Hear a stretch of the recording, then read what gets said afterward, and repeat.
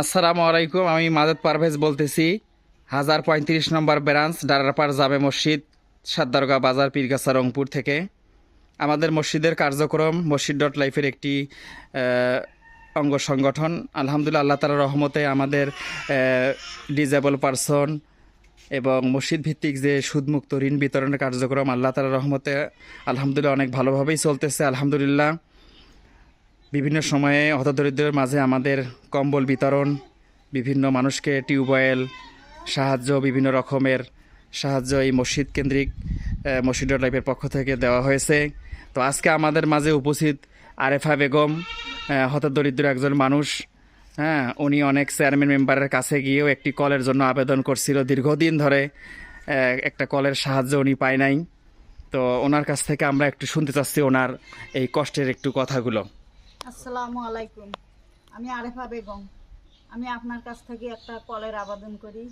অনেক কষ্ট আমার স্বামীর প্যারালাইসিস, আমার কোমরে ব্যথা, মানুষের বাড়ি পানি উবি খাই। কষ্টের জন্যে তো আমরা কোনো সময় দেয়, কোনো সময় দেয় না, অনেক কথা কয়।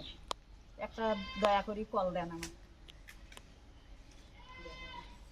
আমাদের মসজিদের সাধারণ সম্পাদক এবং সভাপতি এবং কেশিয়ার আমাদের মুয়াজ্জিন সাহেব উপস্থিত এখানে আছেন। ওনাদের কাছ থেকে আমরা একটু শুনি এনার সম্পর্কে। ইনি আসলে একজন হতদরিদ্র মহিলা। তিনি আসলেই তার স্বামী প্যারালাইসিসে ভুক্তভোগী। তিনি অনেকদিন ধরে অসুস্থ, বিছানায় পড়ে আছেন। তিনি অসুস্থ, হাঁটতে পারেন, লাঠির উপর ভর করে চলাফেরা করে।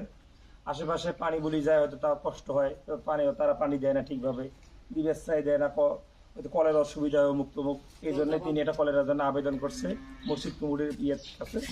সেখান থেকেই জানা হয়েছে এই জন্য একটা কল, যদি তার একটা কল দেওয়া হয় তো অনেক সুবিধা ভোগ করতে পারবে ইনশাল্লাহ। হ্যাঁ, তার একটা বিগলে খুব দরকার, জরুরি।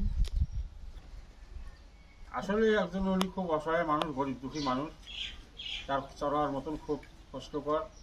তার স্বামী প্যারালাইসিস। আপনারা মেহরবানি করে আপনাদের পক্ষ থেকে একটা টিবল ওনাকে দিলে পরে খুব আল্লাহর রাস্তায় ভালো হলো। আমাকে একটা দয়া করি কল দেন বাবা।